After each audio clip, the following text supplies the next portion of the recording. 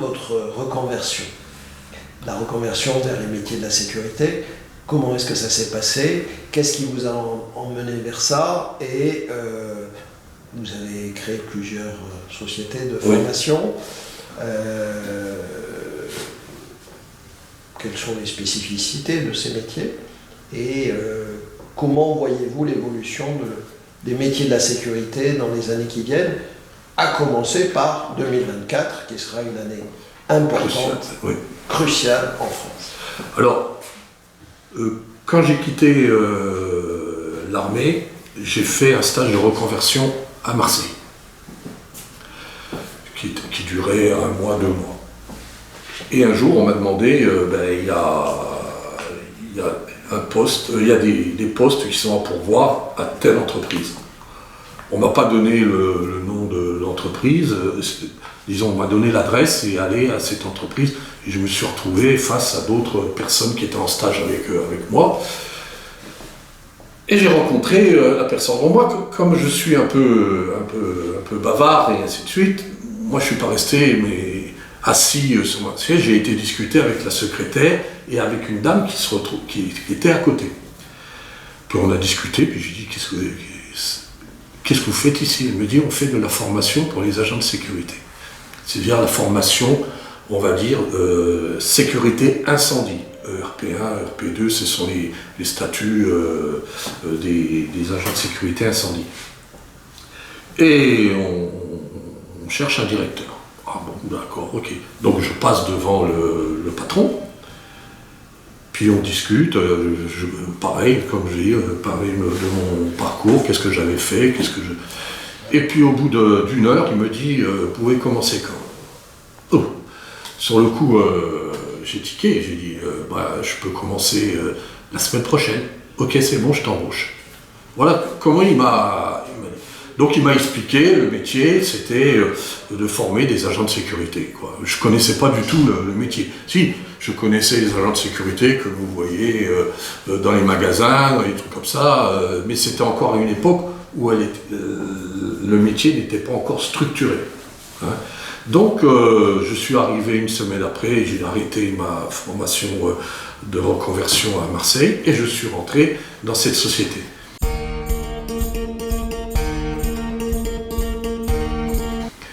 Et j'ai fait du commercial. Et ça m'a plu. J'ai appris le métier, j'ai été recruté des sociétés de sécurité, j'ai fait du recrutement dans les pôles emploi pour présenter, disons, aux entreprises. On a formé les gens. Donc le contact que j'ai eu avec la plupart des gens, moi je ne connaissais pas Pôle emploi. Moi, Pôle emploi, comme tout bon personne qui connaissait pas, on disait c'était des fainéants. Je me suis aperçu, j'ai commencé à connaître les gens qui étaient à Pôle emploi. Il y avait beaucoup de gens qui étaient dans la galère, qui ne trouvaient pas de boulot. Il y avait des gens qui n'avaient pas de niveau d'instruction et qui venaient dans la sécurité, ou on les mettait dans la sécurité, ou dans le nettoyage, parce que c'était facile. Donc, j'ai rencontré des gens de Pôle emploi, des missions locales. Les jeunes, je les ai un peu motivés. Mais attention, beaucoup de gens voulaient rentrer dans la sécurité en se disant « c'est moi le plus beau, le plus fort, j'ai des bras, je vais… » Le métier de la sécurité est un métier difficile, très difficile. Surtout dans ces périodes-là. Actuellement, ces périodes sont difficiles pour les agents de sécurité. C'est déjà difficile pour la police, pour la gendarmerie. Pensez à un agent de sécurité qui n'a aucun droit. C'est dur. Vous interpellez quelqu'un, quand vous avez un uniforme, vous êtes capable de gérer. Quand vous n'avez pas d'uniforme, on vous rejette. Donc c'est difficile à faire comprendre à un certain nombre de gens qui arrivent dans le métier de pouvoir se dire je vais pouvoir faire correctement mon boulot. Il faut savoir que le métier de la sécurité, il y a des dizaines et des dizaines de métiers dans la sécurité. Ça va de l'agent de base, ça va de l'agent de sécurité incendie, ça va dans les boîtes de nuit, ça va dans les entreprises, on fait des contrôles, on fait des contrôles des personnes, vous avez de la vidéosurveillance, vous avez les maîtres chiens, vous avez plein de spécialités dans la sécurité. Mais pour y rentrer, maintenant, à l'époque, on pouvait rentrer n'importe qui. Donc ils ont structuré, le ministère de l'Intérieur a voulu structurer tout ça, et ils ont eu raison. Ils ont mis le CNAPS, qui est un organisme qui a été mis en place par le ministère de l'Intérieur pour gérer les sociétés de sécurité, gérer le personnel qui rentre, parce que pour pouvoir rentrer dans la sécurité, il faut un casier judiciaire vierge, être français, et un casier judiciaire vierge, ou avoir une carte de séjour. Ça, c'était à mon époque. Et depuis 4-5 ans, pour pouvoir rentrer en tant qu'agent de sécurité, surtout pour les cartes de séjour, il faut avoir 5 ans de carte de séjour pour pouvoir rentrer dans la sécurité. C'est plus comme avant. Et vous savez, les milices privées, elles ont toujours existé en France. Ministre privé Gaston Defferre, qui était l'ancien maire de Marseille, et puis le ministre de l'Intérieur, il a tout fait pour casser toutes ces milices. C'était des milices politiques, des milices... voilà, c'était pas bien beau, quoi. La gestion de ces milices était particulière, quoi. Donc ils ont encadré tout ce métier. Pour pouvoir être chef d'entreprise, maintenant, on ne peut pas être ouvrir une société comme ça. Il faut avoir un diplôme. Pour rentrer dans la sécurité, il faut avoir un diplôme. Il faut une carte professionnelle. Donc, ce n'est plus un métier où on se retrouve avec, disons, des gens... il y en a encore. Donc, on pourrait dire que les choses sont mieux cadrées. Mieux encadrées, oui.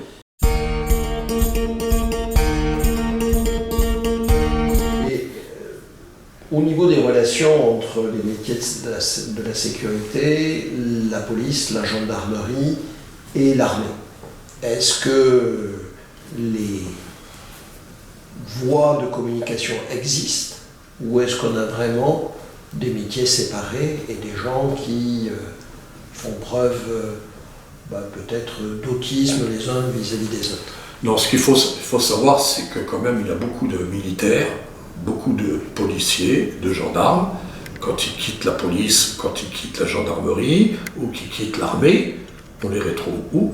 Pour un certain nombre, on va dire 30 à 40% de ces gens-là, viennent travailler dans la sécurité. Alors ça va du simple agent jusqu'à créer une société de sécurité.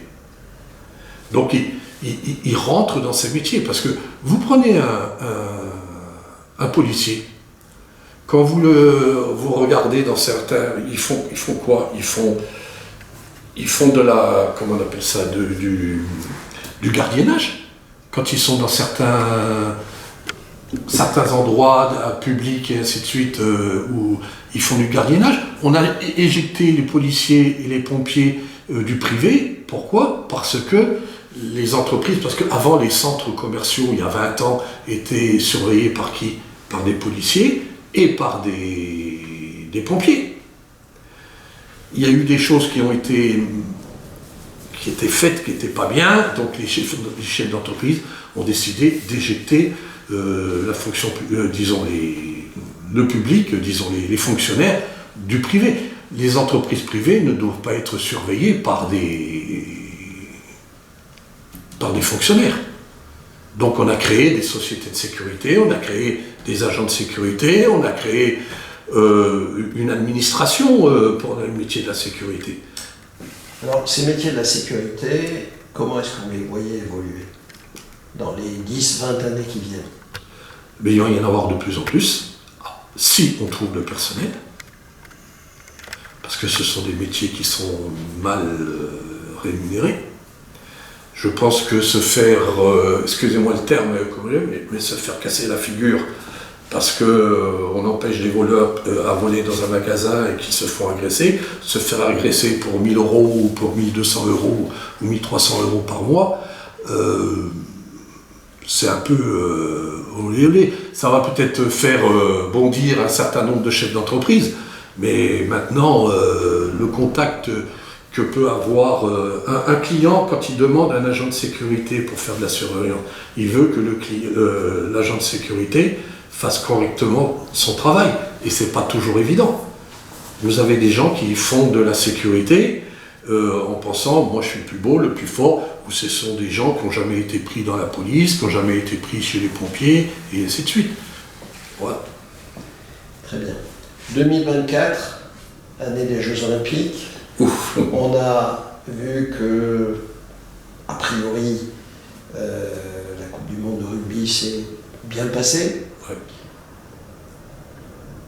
Comment voyez-vous cette année 2024 ? Disons, si vous voulez, 2024, pour moi,